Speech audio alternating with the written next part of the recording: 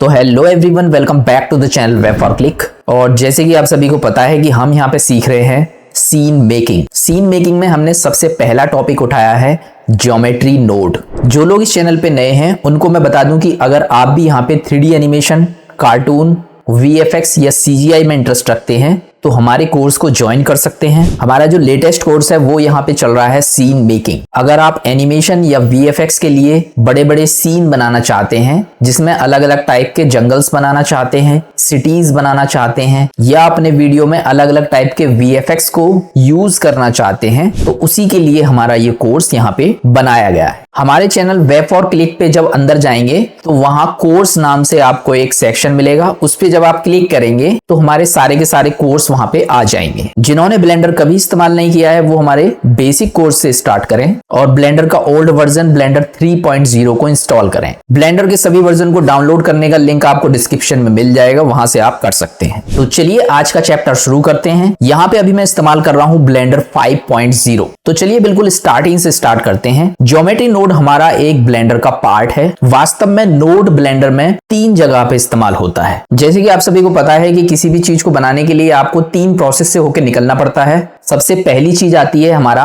3D modelling. अभी तक आपने जो भी यहाँ पे ब्लेंडर के अंदर काम किया था वो किया था हमारे व्यू पोर्ट के अंदर। व्यू पोर्ट के अंदर हम जो भी चीजें करते हैं अपने माउस और कीबोर्ड की मदद से करते हैं। और किसी भी चीज को अगर आपको एडिट करना है तो उसके लिए हमारे पास में यहाँ पे काफी सारे मोड दिए गए हैं। उसमें एडिट मोड में जाके हम चीजों को यहाँ पे चेंज कर सकते हैं। तो हमारा जो पहला प्रोसेस है वो अभी तक व्यू पोर्ट के अंदर होता था और यहाँ पे हम करते थे सबसे पहले मॉडलिंग। दूसरा जो हमारा प्रोसेस आता है वो आता है यहाँ पे कलर या टेक्सचर करना। तो कोई भी चीज अगर आपको यहाँ पे कलर करनी होती थी तो व्यू पोर्ट के अंदर ही हमें एक ऑप्शन दिया होता था। इस ऑप्शन के अंदर जाके हम किसी भी चीज को यहाँ पे कलर कर सकते थे। अब आते हैं अपना तीसरे प्रोसेस पे। तीसरा प्रोसेस होता है हमारा रेंडर प्रोसेस। जब आप किसी भी 3D मॉडल को बनाने के बाद में उसको रेंडर करने के लिए ऊपर की साइड में जो ग्लोब दिखाई दे रहे हैं, इसमें सबसे लास्ट वाले ग्लोब पे क्लिक करते हैं तो हमारा यहाँ पे जो भी ऑब्जेक्ट है वो बिल्कुल अंधेरे में हमें नजर आता है। तो रेंडर प्रोसेस केवल किसी वीडियो को बना देना या फिर किसी इमेज को निकाल देना नहीं है, बल्कि रेंडर प्रोसेस हमारा एक ऐसा प्रोसेस है जिसमें आपने जो भी मॉडलिंग की है उसमें बेहतरीन तरीके से लाइटिंग सेट करना या किसी भी चीज को सिनेमैटिक कलर देना, हमारा प्रोसेस जो है वो रेंडर प्रोसेस कहलाता है। तो वो भी हम यहाँ पे व्यू पोर्ट के अंदर ही करते थे। जब हम बात करते हैं नोड की तो हमारी सारी चीजें बिल्कुल डिफरेंट हो जाती हैं। यानी कि हम जो भी चीजें व्यू पोर्ट में कर रहे हैं वो अब हमें नोड के थ्रू करनी होती हैं। और तीनों प्रोसेस जो मैंने आपको बताए हैं, 3D मॉडलिंग हो गया आपका, कलर करना हो गया आपका, या फिर रेंडर प्रोसेस हो गया, ये तीनों के तीनों प्रोसेस हम डायरेक्टली नोड के थ्रू करते हैं। अगर ब्लेंडर की बात करें तो ब्लेंडर में हम 3 जगह पे नोड का इस्तेमाल करते हैं। अब ब्लेंडर के अंदर वो 3 जगह कौन कौन सी हैं जहां पे हम नोड इस्तेमाल करते हैं, चलिए आइए देख लेते हैं। जैसे कि मैंने आपको सबसे पहला प्रोसेस बताया था 3D मॉडलिंग। तो नोड के थ्रू अगर आपको 3D मॉडलिंग करनी है तो उसके लिए हमें यहाँ ऊपर की साइड में एक टैब मिल जाता है ज्योमेट्री नोड्स। यानी किसी भी तरह की 3D मॉडलिंग करनी है वो हम ज्योमेट्री नोड्स की मदद से करते हैं। और इस पे जब हम क्लिक करेंगे तो इसके यहाँ पे पैनल हमारे सामने आ जाएंगे। बाई चांस आपके ये पैनल यहाँ पे डिलीट हो जाते हैं या किसी वजह से खराब हो जाते हैं तो दोबारा से आप इसको रीजनरेट कर सकते हैं। यहाँ प्लस का जो आइकन है इस पे आपको क्लिक करना है और यहीं पे आपको नीचे की साइड जाएंगे तो जनरल वाले टैब में ज्योमेट्री नोड्स के नाम से ऑप्शन मिल जाएगा, जिस पे आप क्लिक करके दूसरा एक और यहाँ पे बना सकते हैं। यहाँ पे आप देख सकते हैं आपका दूसरा यहाँ जनरेट हो चुका है। इस पे आप राइट क्लिक करके रीऑर्डर भी कर सकते हैं, यानी कि इसको फ्रंट पे आगे पहुंचाना चाहते हैं या फिर बिल्कुल पीछे पहुंचाना चाहते हैं तो वो भी आप यहाँ से कर सकते हैं। फिलहाल मेरे को ये नहीं चाहिए तो मैं यहाँ से इसको डिलीट कर दूंगा। और जो मेरे पास में एक ज्योमेट्री नोड पहले से बचा हुआ था इस पे मैं क्लिक करके वापस अपने पैनल पे आ जाऊंगा। सेकंड प्रोसेस मैंने आपको बताया था कलर करना। जो भी चीज आप यहाँ पे बनाते हैं उसको अगर आपको कलर करना है तो यहाँ ऊपर की साइड में दूसरा पैनल हमें दिया गया है शेडिंग नाम से। जब आप इस पे शेडिंग पे क्लिक करेंगे तो कलर करने वाले पैनल हमारे पास में आ जाएंगे। और अगर आपको नोड के थ्रू यहाँ पे कलर करना है तो नीचे की साइड में हमारे नोड जो है वो आपको नजर आएंगे कलर वाले। व्यू पोर्ट के अंदर आप बहुत ही सिंपल लेवल पे एक ही कलर कर सकते हैं अपने ऑब्जेक्ट के ऊपर, लेकिन अगर आप यहाँ पे नोड इस्तेमाल कर रहे हैं तो आप एडवांस लेवल पे अलग अलग टाइप की चीजें अपने ऑब्जेक्ट के साथ में कलर में यूज कर सकते हैं। जिसको हम धीरे धीरे करके आगे सीखेंगे। अब चलते हैं अपने तीसरे पैनल पे, यानी कि किसी भी चीज को अगर आपको रेंडर करना है उससे पहले अगर आप उसको बेहतरीन बनाना चाहते हैं तो उसके लिए हमें एक और नोड का पैनल दिया जाता है जिसका नाम है कंपोजिटिंग। तो कंपोजिटिंग पे अगर मैं क्लिक करूंगा तो आप देखेंगे हमारा कुछ इस तरह का पैनल आपके सामने आएगा, यानी जो भी ऑब्जेक्ट आपने यहाँ पे बनाया है उसको रेंडर करने से पहले उसमें लाइटिंग कैसी रखनी है, उसमें यहाँ पे किस तरीके से बैकग्राउंड देना है, वो सारी चीजें हम यहाँ कंपोजिटिंग की मदद से करते हैं नोड के थ्रू। क्योंकि हमारा यहाँ पे आज बेसिक है तो तीनों में हम यहाँ पे छोटी छोटी चीजें करके देखेंगे और थोड़ा सा बेसिक्स यहाँ पे समझेंगे। अब चलिए सबसे पहले चलते हैं अपने सबसे पहले वाले पैनल पे, ज्योमेट्री नोड। तो ज्योमेट्री नोड पे जब मैं यहाँ पे क्लिक करूंगा तो इस तरीके से मेरे सामने ये पैनल आ जाएगा। सबसे पहला वाला जो पैनल है ये हमारा 3D व्यू पोर्ट होता है। इस पे अगर आप क्लिक करेंगे, बाई चांस ये मिस हो जाता है तो 3D व्यू पोर्ट पे क्लिक करके आप यहाँ पे वापस ला सकते हैं। अभी आप देख सकते हैं हमारे पास में एक क्यूब मौजूद है और इधर की साइड में अगर मैं आपको दिखाऊंगा तो इस तरीके से यहाँ पे जो हमारा आउटलाइनर है वो भी आपको नजर आएगा जिसमें हमारा क्यूब यहाँ पे सेलेक्टेड है। अब चलिए थोड़ा सा इसको व्यू पोर्ट से कंपेयर करते हैं, यानी कि वापस से हम अगर व्यू पोर्ट में जाना चाहते हैं तो सबसे पहला टैब हमारा लेआउट का यहाँ पे मिलेगा। लेआउट पे जाएंगे तो हम यहाँ पे अपना वापस से जहाँ पे हम काम करते हैं वहां पे आ जाएंगे। इस क्यूब को मैं यहाँ से डिलीट कर देता हूं। अब मुझे यहाँ पे कोई 3D मॉडलिंग करनी है तो उसके लिए सबसे पहले हम यहाँ पे दबाते हैं शिफ्ट ए बटन और इसमें मैश वाला जो ऑप्शन मुझे मिलता है इसमें काफी सारी चीजें मिल जाती हैं। किसी भी चीज को लेकर हम अपने 3D मॉडलिंग को कर सकते हैं। तो मैं यहाँ पे एक दूसरा क्यूब ले लेता हूं। ये जो क्यूब है ये मैंने लिया है यहाँ पे व्यू पोर्ट के अंदर। जो भी चीज हम यहाँ पे व्यू पोर्ट के अंदर बनाते हैं वो हमारा ज्योमेट्री नोड में बनाई गई चीजों से बिल्कुल अलग होते हैं। कैसे अलग होते हैं चलिए आइए देख लेते हैं। यहाँ पे जो मैंने क्यूब लिया है ये मैंने लिया है व्यू पोर्ट, यानी कि हमारा जो मेन एरिया है वहां पे। अब इसको थोड़ा सा मैं साइड में कर देता हूं, इधर की साइड में। और अब मान लीजिए मुझे अगर ज्योमेट्री नोड से यहाँ पे एक क्यूब बनाना है तो उसके लिए मैं यहाँ पे एक और शिफ्ट ए बटन दबाऊंगा और एक यूवी स्फीयर ले लेता हूं, या कोई भी एक चीज यहाँ पे ले लीजिए जो आपको यहाँ पे सही लगती है। तो मैंने अभी यहाँ पे यूवी स्फीयर को ले लिया है। तो हमारे पास में यहाँ पे दो मॉडल है, एक क्यूब है और एक यूवी स्फीयर है।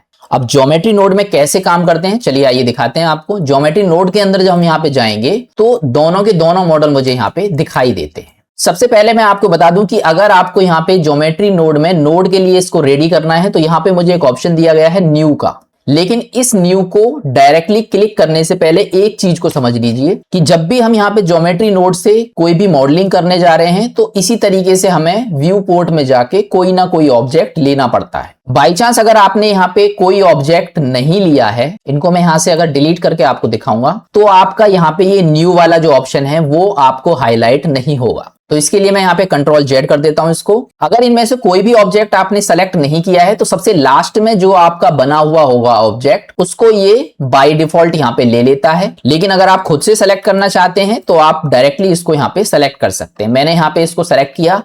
अब मैं यहाँ पे अगर इसको न्यू करूंगा तो अब मेरा यहाँ पे एक नोड जो है वो जनरेट होगा और इसमें दो नोड आपको नजर आएंगे, ग्रुप इनपुट और ग्रुप आउटपुट। अब आइए सबसे पहले ये जो दो नोड हैं इनको समझते हैं, इनपुट और आउटपुट क्या होते हैं। कोई भी चीज जो आपने यहाँ पे व्यू पोर्ट से बनाई है, जैसे मैंने यहाँ पे स्फीयर बनाया है, इसको सेलेक्ट करके यहाँ पे ये जब न्यू पे क्लिक किया तो यहाँ पे ये इनपुट जो है बन के आया है। इसका मतलब ये है कि हमारा ये जो यूवी स्फीयर है ये हमारा एज अ इनपुट यहाँ पे काम कर रहा है। अगर मैं चाहूं तो यहाँ पे इस पे क्लिक करके अगर ये जो लाइन इसमें लगी हुई है इसको हटा दूंगा तो मेरा यहाँ से ये ऑब्जेक्ट भी गायब हो जाएगा। यानी कि ये जो दूसरा वाला टैब है ये हमारा आउटपुट का टैब है। जब तक इसमें कोई चीज यहाँ पे आके नहीं कनेक्ट होगी वो हमारी ना तो रेंडर होगी और ना ही हमें व्यू पोर्ट में दिखाई देगी। तो ये हमारा इनेबल करता है चीजों को देखने के लिए व्यू पोर्ट में या फिर रेंडर करने के लिए रेंडर में। लेआउट में जाके अगर हमें कोई भी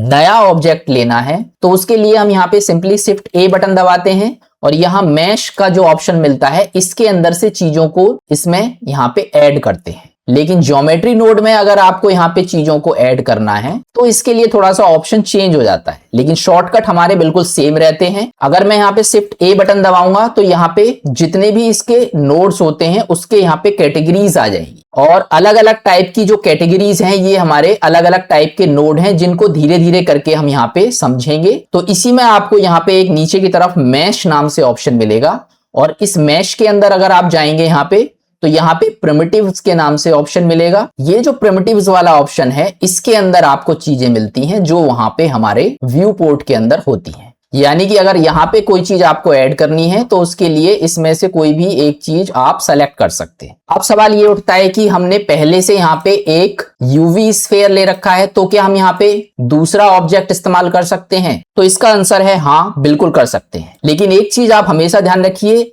ये जो ऑब्जेक्ट हमने यहाँ पे लिया था, ये सिंपली एक जरिया था हमारा ज्योमेट्री नोड के अंदर पहुंचने का। अब जरूरी नहीं है कि हम इस ऑब्जेक्ट के साथ यहाँ पे काम करें। इस ऑब्जेक्ट को हम हटा सकते हैं यहाँ से, और अगर हमें किसी भी तरह की चीज यहाँ पे बनानी है तो अब हम फुल्ली यहाँ पे रेडी हैं बनाने के लिए। और मैंने जैसे अभी आपको ऑप्शन बताया था, मैश के अंदर जाना है, प्रिमिटिव्स के अंदर जाना है, यहाँ पे आप कोई भी चीज ऐड कर सकते हैं। अगर मैं यहाँ पे भी एक क्यूब को ऐड करना चाहता हूं तो क्यूब पे क्लिक करूंगा और क्यूब वाला नोड मेरे पास में आ जाएगा। इसी तरीके से शिफ्ट ए बटन दबा के मैश के अंदर यहाँ प्रिमिटिव में अलग अलग टाइप की चीजें दी गई हैं। कोन बनाना है आपको, क्यूब बनाना है, सिलेंडर बनाना है, आइकोस्फेयर बनाना है, सारी चीजों में से जो भी आप यहाँ पे क्लिक करेंगे उसका नोड आपके पास आ जाएगा। अब बस आपको क्या करना है, ये जो नोड आपके पास आया है, इसके ग्रीन वाले जो पॉइंट है, इसको यहाँ पे आउटपुट से कनेक्ट करना है। और आप देखेंगे कि यहाँ पे अभी भी हमारे पास में कोई चीज इसमें नहीं बनी है। तो हमेशा एक चीज का आपको ध्यान रखना है कि सबसे ऊपर जो हमारा ज्योमेट्री वाला है, इस वाले नोड से आपको हमेशा कनेक्ट करना है। नीचे वाला क्या काम करता है, ये धीरे धीरे करके आपको आगे की तरफ पता लगेगा। तो इसको मैं यहां से क्लिक करके हटा सकता हूं और ऊपर वाले पे लगा सकता हूं। जैसे ही मैं यहाँ पे ऊपर वाले पे इसको कनेक्ट करूंगा, आप देखेंगे मेरे पास में अब दूसरी एक क्यूब बनके मेरे पास में आ चुकी है। अब ये जो क्यूब आपके पास में बनके आई है, इसको आप मॉडलिंग भी कर सकते हैं, क्योंकि आपके पास में यहाँ इस नोड के अंदर ऑप्शन दे रखे हैं। तो इसको अगर मुझे थोड़ा सा बड़ा करना है इसकी तरह, तो मुझे क्या करना है, सिंपली जो इसका साइज है XYZ, इसमें अभी हमारा ये 1 मीटर दे रखा है, इसको बना देना है 2 मीटर। तो मैं यहाँ पे तीनों में 2-2 यहाँ पे अगर सेलेक्ट कर दूंगा तो आप देखेंगे वहां पे ऑटोमेटिकली मेरा जो साइज है वो चेंज हो जाएगा। तो इस तरीके से आपका दूसरा क्यूब जो है वो आप यहाँ पे चेंज कर सकते हैं। अभी और भी डीप में यहाँ पे मॉडलिंग सीखेंगे, फिलहाल थोड़ा सा बेसिक्स आप समझिए यहाँ पे। अब एक चीज का आपको याद रखना है, ये जो ग्रुप इनपुट है और ये जो हमारा नया हमने क्यूब लिया है, इसमें डिफरेंस क्या है। ग्रुप इनपुट के अंदर हमारी कोई भी चीज जो हमने व्यू पोर्ट से उठाई है वो यहाँ पे इसके अंदर सेव होती है। वो जरूरी नहीं है कि आपका यूवी स्फीयर हो, कोई भी 3D मॉडल हो या कुछ भी चीज हो, वो आपका ग्रुप इनपुट में सेव हो जाती है। जबकि हमारा ये जो है ये पर्टिकुलर एक चीज के लिए बना हुआ है, क्यूब है, यूवी स्फीयर है या फिर सिलेंडर, कोन, कोई भी चीज आप यहाँ पे शिफ्ट ए बटन दबा के लेंगे तो प्रिमिटिव के अंदर आपका एक अलग नोड यहाँ पे मिलेगा। और जो भी चीज आप यहाँ पे नया ऐड करते हैं, वापस से अगर आप जाएंगे लेआउट के अंदर, अब आप इसको यहाँ पे एडिट नहीं कर सकते। पुराना वाला जो था वो हमने अभी यहाँ पे व्यू पोर्ट से लिया था, इसलिए इसको यहाँ पे सारी चीजें इसमें कर सकते हैं। लेकिन नया वाला जो है वो हमारा ज्योमेट्री नोड में कन्वर्ट हो चुका है, इसमें हम यहाँ पे सारी चीजों को नहीं कर सकते। अगर हम इसको एडिट मोड में जाके चेक करेंगे तो आप यहाँ पे देखेंगे कि अब हमारा यहाँ पे जो एडिट करने वाले ऑप्शन थे वो अब यहाँ पे नहीं आ रहे हैं, क्योंकि हमारा ये क्यूब नोड में कन्वर्ट हो चुका है। जो भी चीजें आपको करनी है ज्योमेट्री नोड के अंदर ही जाके आप यहाँ पे चेंज कर सकते हैं। शिफ्ट ए बटन दबाएंगे तो यहाँ पे अलग अलग टाइप की कैटेगरीज हैं जो अलग अलग टाइप के नोड के लिए इस्तेमाल होती हैं, जिनको हम धीरे धीरे करके हर एक कैटेगरी को यहाँ पे समझेंगे। फिलहाल रेंडमली यहाँ पे कुछ चीजें हैं जो मैं आपको बता देता हूं। जैसे मान लीजिए अगर मुझे यहाँ पे और भी इसमें ऑप्शन चाहिए इसको मॉडिफाइड करने के लिए, तो लेआउट के अंदर हम जाएंगे तो इसको क्यूब को जब सेलेक्ट करते हैं, एन बटन दबाते हैं, तो यहाँ पे हमारे पास में ये लेआउट के ऑप्शन हमारे पास आते हैं, जिनसे हम कोई भी मॉडिफिकेशन कर सकते हैं अपने मॉडल के अंदर। लेकिन वहां पे जो नोड है उसमें थोड़ा सा कम चीजें मुझे नजर आ रही हैं। यहाँ पे आप देख सकते हैं, क्योंकि मैंने दूसरा क्यूब सेलेक्ट किया हुआ है, इस वजह से मुझे नोड दिखाई नहीं दे रहे हैं। जिस क्यूब में आपका नोड अप्लाई है, जब आप उसको सेलेक्ट करेंगे तभी आप उनके नोड को देख सकते हैं। तो इन चीजों का आपको याद रखना है। तो हमारे ये जो नोड है, इसके अंदर जो भी आप यहाँ पे मॉडलिंग करते हैं उसमें हर एक चीज के लिए नोड बना के दिए गए हैं। आपको बस उसका नाम याद होना चाहिए। जैसे कि यहाँ पे आप देख सकते हैं, इसका नाम है ट्रांसफॉर्म। तो ट्रांसफॉर्म अगर आपको चाहिए तो सिंपली आपको जाना है, शिफ्ट ए बटन दबाना है। अब इसमें से ट्रांसफॉर्म किसी ना किसी कैटेगरी में पड़ा हुआ है, लेकिन हमें नहीं पता किस कैटेगरी में है, तो आपको सिंपली यहाँ ऊपर की साइड में सर्च पे क्लिक करना है और इसमें सर्च करना है ट्रांसफॉर्म। स्टार्टिंग के जो लेटर हैं वो आप इसमें डालेंगे तो यहाँ पे नीचे की तरफ आपका सजेस्ट कर देगा। तो ट्रांसफॉर्म ज्योमेट्री के नाम से आपका आ चुका है। इस पे सिंपली मैं क्लिक करूंगा और इस तरीके से मेरा नोड आ जाएगा।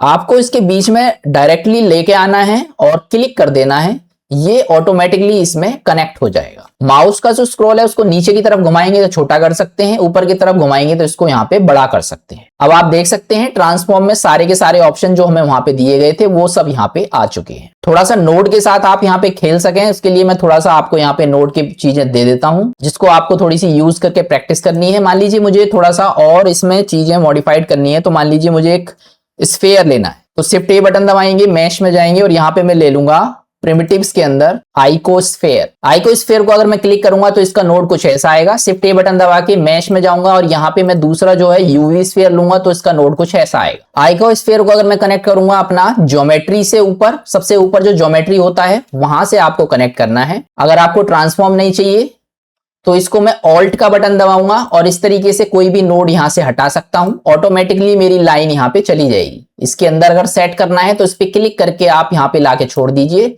इसमें हमारा ये इससे कनेक्ट हो जाएगा। किसी भी नोड को अगर आपको हटाना है तो कंट्रोल के साथ आप बटन दबाएंगे और राइट क्लिक लेके आप यहाँ पे खींचेंगे लाइन को, तो हमारा नोड यहां से हट जाएगा। नोड को लगाना है तो डायरेक्टली इस तरीके से आप यहाँ पे लगा सकते हैं।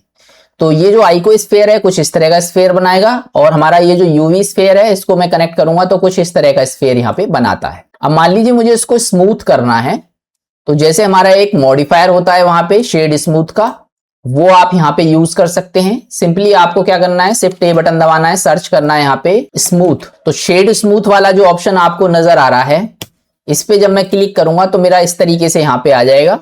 और अब मुझे क्या करना है, इसको बीच में ऐड करना है। यूवी स्फेयर से हमेशा आपको इधर की साइड ऐड करना है। यूवी स्फेयर के बीचों बीच इस जगह पे लाके छोड़ेंगे तो ये आपका यहाँ पे कनेक्ट हो जाएगा और आप देखेंगे आपका जो यहाँ पे यूवी स्फेयर था वो यहाँ पे कितना स्मूथ हो चुका है। तो इस तरीके से आप यहाँ पे मॉडलिंग कर सकते हैं। इसको हटाना है तो ऑल्ट के साथ में क्लिक करूंगा और इस तरीके से मेरा ये यहाँ पे हट जाएगा। अब आइए थोड़ा सा और इंटरेस्टिंग चीज देखते हैं। किसी भी चीज को एक्सट्रूड करना है तो शिफ्ट ए बटन दबाएंगे और यहाँ पे हम एक और नोड लेंगे एक्सट्रूड। तो एक्सट्रूड मैश जो है इस पे क्लिक करेंगे और उसके बीचों बीच जब यहाँ पे कनेक्ट करेंगे तो आप देखेंगे अब मेरा ये किस तरीके से यहाँ पे एक्सट्रूड हो चुके हैं सारे फेस। ये सारे के सारे नोड हम डिटेल में समझेंगे और चीजों को यहाँ पे बना के देखेंगे। अभी प्रैक्टिकल के लिए थोड़ी चीजें मैंने आपको बताई हैं, इनको आप थोड़ा सा ट्राई कीजिए ताकि आपका जो हैंड है वो यहाँ पे सेट हो पाए। हर एक नोड के अंदर आपको अलग अलग टाइप के कलर्स नजर आएंगे। यहाँ पे आप देख सकते हैं ग्रीन, पिंक और इसके साथ में यहाँ पे थोड़ा सा ब्लू कलर के नोड भी नजर आ रहे हैं, ग्रे कलर के नोड नजर आ रहे हैं। तो हर एक नोड की एक अलग वैल्यू होती है, यानी कि यहाँ पे जब हम शिफ्ट ए बटन दबाते हैं तो जरूरी नहीं है कि सारे के सारे नोड आपके डायरेक्टली ग्रीन वाले से कनेक्ट हो जाएंगे। जो नोड हमारा जिस चीज के लिए बना हुआ है वो उसी से कनेक्ट होगा और ये आपको तभी पता लगेगा जब आप यहाँ पे डिटेल में सारी कैटेगरी को समझेंगे। हर एक नोड के अंदर आपको इसके अंदर भी ऑप्शन मिलेंगे। अगर मैं यहाँ पे क्लिक करूंगा तो अगर आप मान लीजिए एक्सट्रूड कर रहे हैं तो क्या चीज एक्सट्रूड करना चाहते हैं, वर्टिसेस, एज या फेस, इनमें से क्या चीजें हैं जो आप एक्सट्रूड करना चाहते हैं। फेस जो होते हैं वो हमारे किसी भी ऑब्जेक्ट के ऊपर वाली जो चीज होती है यानी कि उसका जो एरिया है इसको हम यहाँ पे फेस बोलते हैं। और एडिट मोड के अंदर जब हम यहाँ पे जाएंगे तो एक किनारे पे जो एक पॉइंट नजर आ रहा है ये हमारा वर्टिसेस होता है। अगर हम वहां पे वर्टिसेस सेलेक्ट करेंगे तो फिर ये इस पॉइंट के साथ में काम करता है। अगर हम वहां पे एज सेलेक्ट करेंगे तो फिर ये एज के साथ में यहाँ पे काम करेगा और अगर हम फेस सेलेक्ट करेंगे तो यहाँ पे ये फेस के साथ में काम करेगा। तो वापस से ऑब्जेक्ट मोड में आके मैं इसको सेलेक्ट करूंगा तो नोड आ जाएंगे मेरे यहाँ पे। अब मैं मान लीजिए यहाँ पे वर्टिसेस को सेलेक्ट करूंगा तो मेरा ये वर्टिसेस जो हैं उनको यहाँ पे एक्सट्रूड करेगा। अगर मैं यहाँ पे एज यानी कि लाइन सेलेक्ट करूंगा तो सारी लाइनों को यहाँ पे एक्सट्रूड कर देगा। तो बहुत ही बेहतरीन चीजें हैं वो हम यहाँ पे बना सकते हैं। और मैं इसको अगर फेस सेलेक्ट करूंगा तो मेरा ये फेस यहाँ पे इसमें बाहर की तरफ एक्सट्रूड हो जाएंगे। अब आइए एक और इंटरेस्टिंग चीज मैं आपको बता दूं कि यहाँ पे जो भी चीज हम मॉडलिंग कर रहे हैं अगर हम लेआउट में जाके इस पे कलर अप्लाई करने की कोशिश करेंगे तो आप कभी भी डायरेक्टली इस पे कलर अप्लाई नहीं कर सकते हैं। यानी कि इसको मैं कितना भी अप्लाई करने की कोशिश करूं कलर मेरा यहाँ पे काम नहीं करेगा। मैंने जो व्यू पोर्ट में लिया था क्यूब, इस पे अगर मैं कलर अप्लाई करूंगा तो डायरेक्टली मेरा हो जाएगा इस तरीके से। लेकिन जो ज्योमेट्री नोड में मैंने लिया है इसके लिए आपको यहाँ पे कुछ कलर्स वाले नोड भी इस्तेमाल करने होंगे, तभी आप यहाँ पे कलर इसमें लगा सकते हैं। कलर कैसे इस्तेमाल करते हैं वो हम नेक्स्ट चैप्टर में समझेंगे। इस चैप्टर में सबसे पहले तो आप ये जान लीजिए कि आप यहाँ पे जब काम करते हैं तो ज्योमेट्री नोड से बनने वाली चीजों को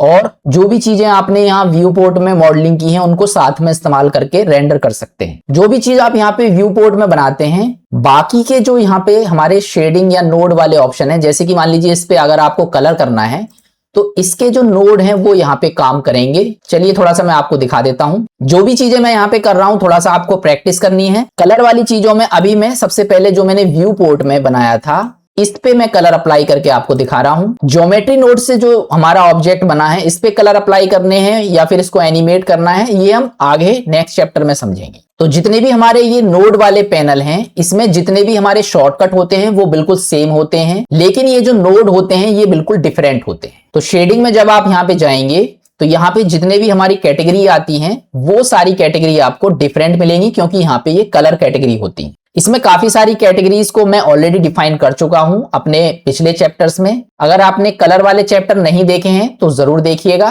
बेसिक वाले कोर्स के अंदर मौजूद है। यहाँ पे मान लीजिए अगर मुझे इसमें मल्टीपल कलर्स इस्तेमाल करने हैं तो कैसे करेंगे। मल्टीपल कलर इस्तेमाल करने के लिए हमारा इस्तेमाल होता है ग्रेडियंट। तो ग्रेडियंट आप इसमें डायरेक्टली इस्तेमाल नहीं कर सकते। मल्टीपल कलर यूज करने के लिए सबसे पहले आपको ऑब्जेक्ट को सेलेक्ट करना है, शिफ्ट ए बटन दबाना है और इसमें सर्च करना है कलर रैंप। तो मैं यहाँ पे जब कलर रैंप जो है इसको सर्च करूंगा तो एक नोड मेरे पास में आएगा। जो भी नोड मैं यहाँ पे यूज में ले रहा हूं इनको आप नोट करके भी रख सकते हैं और अपने नोट्स बना सकते हैं। कलर रैंप को जब मैं यहाँ पे सेलेक्ट करूंगा तो आपको सेलेक्ट करना है बेस कलर से, यानी कि जो भी आपका जो बेस कलर होगा, अभी मैंने यहाँ पे ब्लू कलर सेलेक्ट किया हुआ है। जब मैं इसको यहाँ से इससे कनेक्ट करूंगा तो अब मेरा ये कलर इसके अंदर रिप्लेस हो चुका है और जो भी चीजें मैं यहाँ पे करूंगा वो कलर मेरा यहाँ पे रिफ्लेक्ट होगा। अभी मेरा यहाँ पे नीचे की तरफ आप इसके ऑप्शन देखेंगे तो हमारे पास में दो छोटे छोटे तिकोने आपको रेक्टेंगल के साथ नजर आएंगे जिनको हम कंट्रोलर बोलते हैं। इसमें जो कलर आपको नजर आ रहा है इधर की साइड आप देखेंगे तो व्हाइट कलर नजर आ रहा है, ये कलर आपका नीचे की तरफ रिफ्लेक्ट होता है। अभी मेरा ये सिलेक्टेड है तो इसका ब्लैक कलर आ रहा है, इसको सेलेक्ट करूंगा क्लिक करके तो इसका व्हाइट कलर आ जाएगा और यहीं से मैं इसमें इसके कलर को चेंज कर सकता हूं।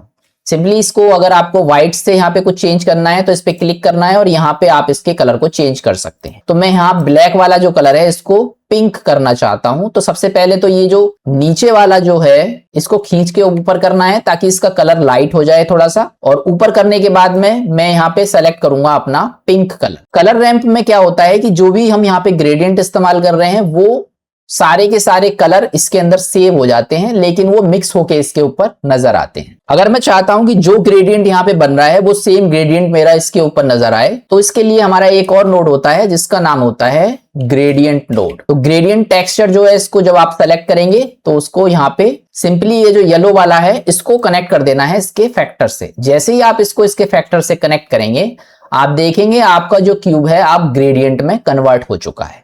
यानी कलर रैंप के अंदर आपके कलर सेव होते हैं और वो ग्रेडियंट टेक्सचर वाले नोड से इस पे अप्लाई होते हैं। अब इसमें आपको अगर अलग अलग टाइप का कलर बनाना है तो आप यहाँ पे बना सकते हैं। अगर आपको ये चेंज करना है तो आप इसमें कोई भी कलर इसमें इस तरीके से चेंज कर सकते हैं। तो मैं वापस से इसको यहाँ पे पिंक कर देता हूं और इसमें मान लीजिए मुझे लाइंस बनानी है तो आप इसमें मल्टीपल कंट्रोलर्स भी बना सकते हैं। प्लस वाला जो बटन है इस पे अगर आप क्लिक करेंगे तो आपका बीचों बीच में एक कंट्रोलर बनेगा और जहां पे कंट्रोलर बनेगा वो उसी का कलर यहाँ पे ले लेता है। इसको डिलीट करना है, सेलेक्ट करके इसको माइनस कर दीजिए, ये आपका यहाँ से गायब हो जाएगा। मान लीजिए अगर आपको सेम कलर का कोई कंट्रोलर चाहिए, व्हाइट कलर है तो व्हाइट कलर का ही चाहिए, तो कंट्रोल का बटन दबाना है आपको और कंट्रोल का बटन दबा के जब आप इस पे क्लिक करेंगे तो आपका सेम कलर का एक कंट्रोलर बन जाएगा। अब मैं इसको यहाँ पे इस तरीके से खींच के कहीं पे भी सेट कर सकता हूँ। तो मैं इसमें अगर लाइन बनाना चाहता हूँ इसको सबसे पहले व्हाइट वाला जो है इसको यहाँ रखूंगा कोने पे और पिंक वाला जो है इसके पास में सेट कर दूंगा इस तरीके से।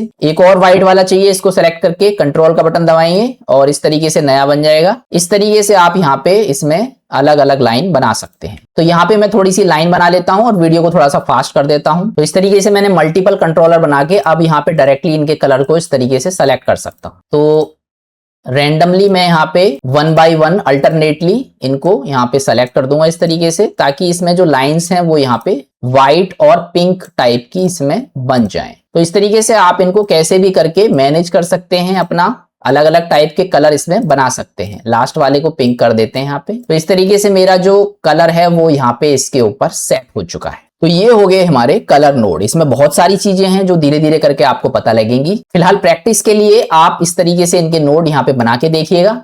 अब चलते हैं अपना लास्ट वाले ऑप्शन में, रेंडर करने से पहले इसकी सेटिंग्स।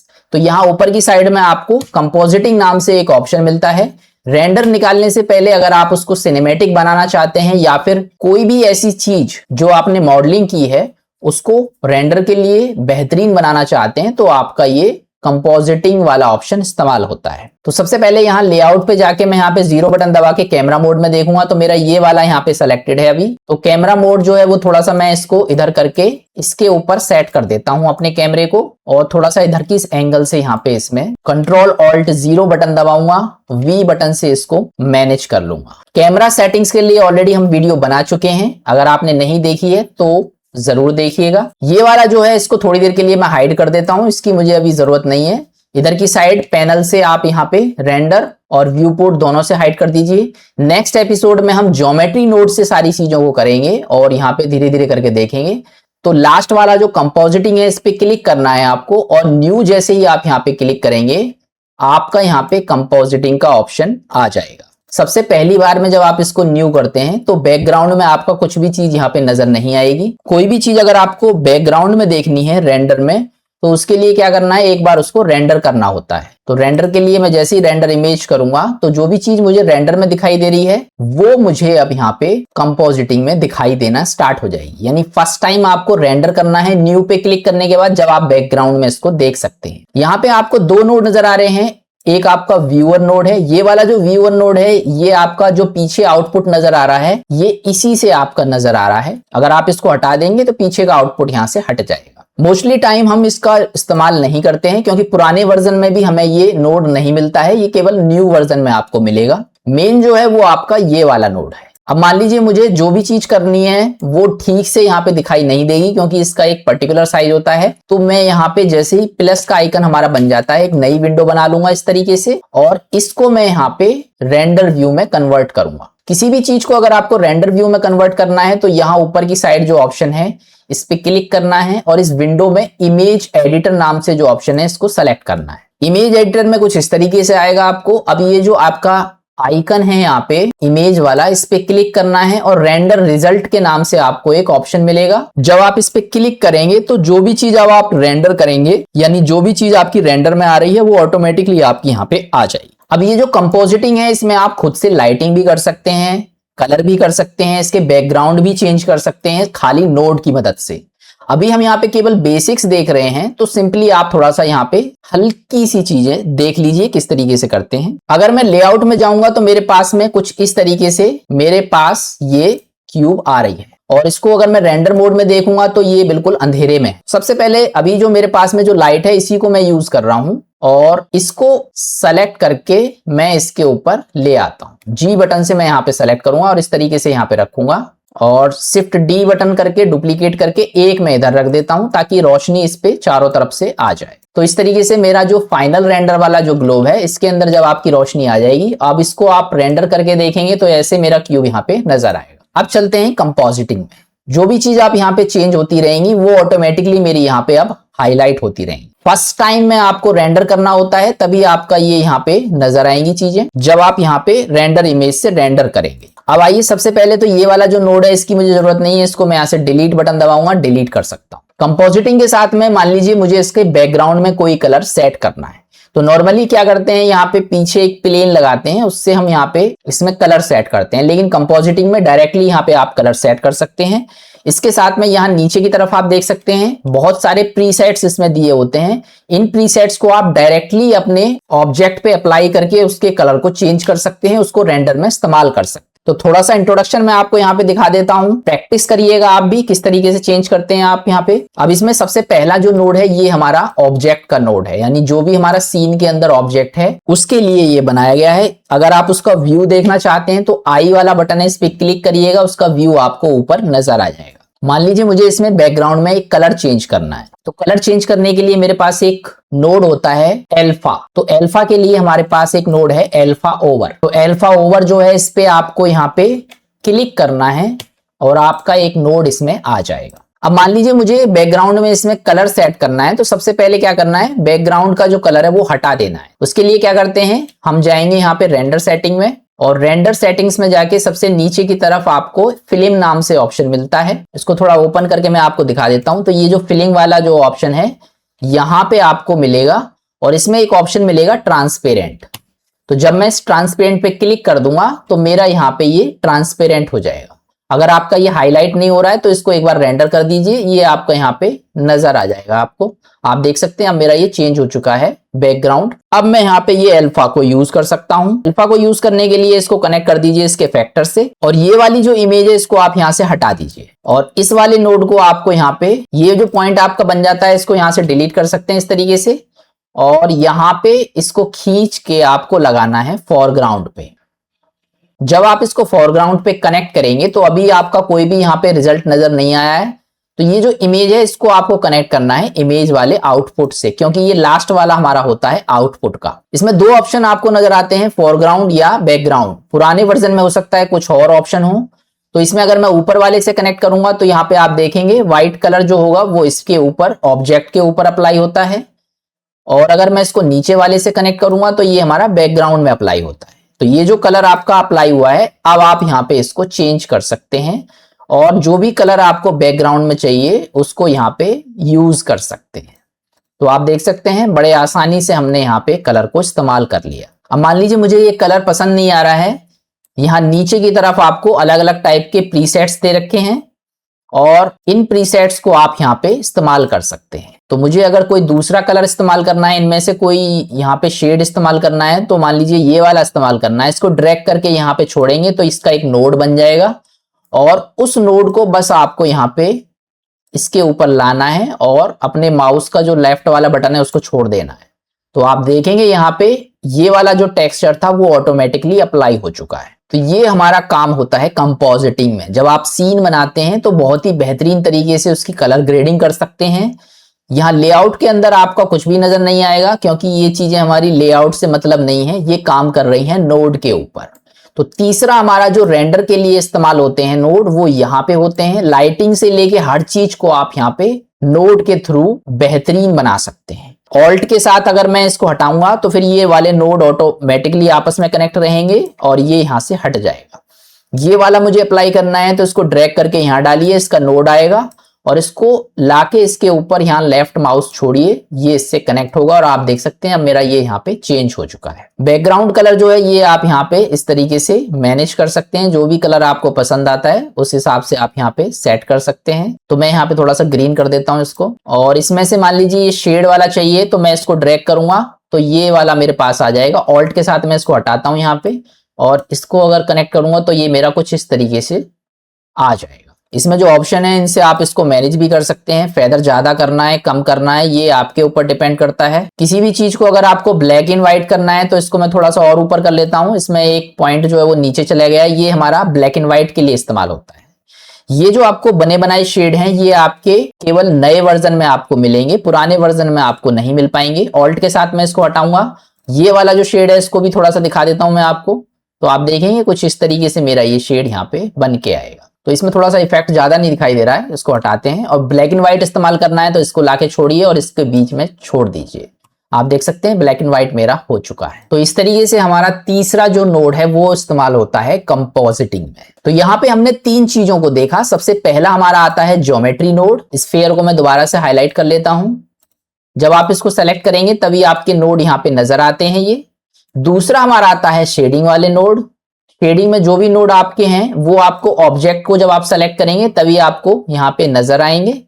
तीसरा हमारा आता है कंपोजिटिंग। तो अभी हमने क्या किया है, लेआउट में जो पहला वाला क्यूब था इस पे शेडिंग और कंपोजिटिंग में जाके चेंज किए हैं। अब सबसे पहले तो ज्योमेट्री नोड में हम बहुत सारी चीजों को बना के देखेंगे, उसके बाद देखेंगे अगर हमें यहाँ पे शेडिंग में कलर इस्तेमाल करना है इन पे तो किस तरीके से इस्तेमाल करते हैं।